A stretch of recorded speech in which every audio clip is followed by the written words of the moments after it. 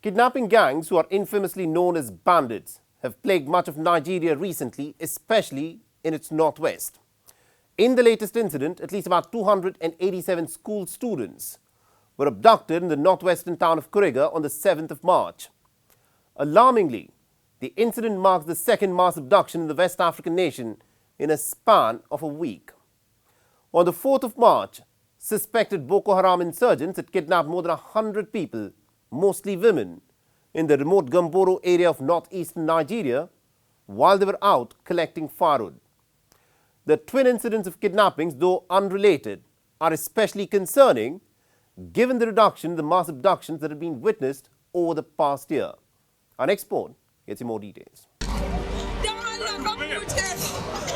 The scourge of mass kidnappings returned to haunt Nigerians this past week.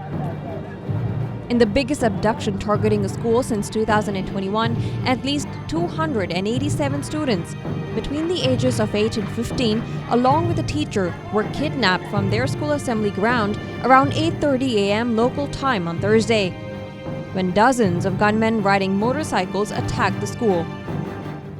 Our correspondent, Louisa Olani, sent us this ground report in the immediate aftermath of the incident. In what can be described as a renewed kidnap spree, bandits were reported to have invaded the LEA primary school, Kuriga, in the troubled Chiko local government area of Kaduna State, kidnapping scores of pupils and staff members on Thursday morning.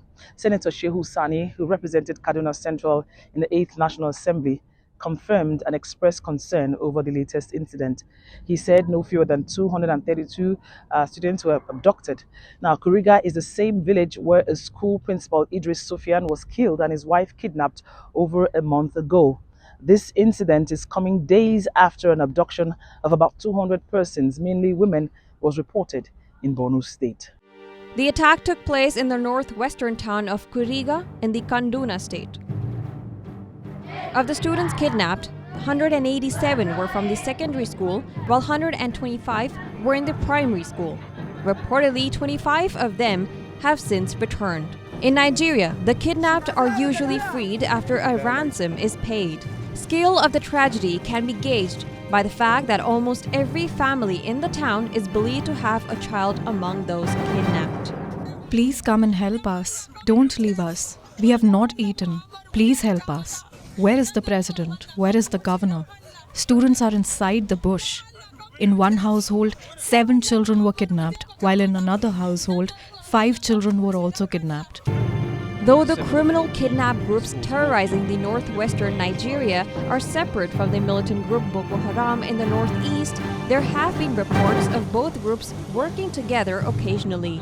Thursday's school attack took place in an area controlled by Ansaru, which is a breakaway faction of Boko Haram and responsible for kidnapping of more than 200 schoolgirls from the town of Chibok in 2014.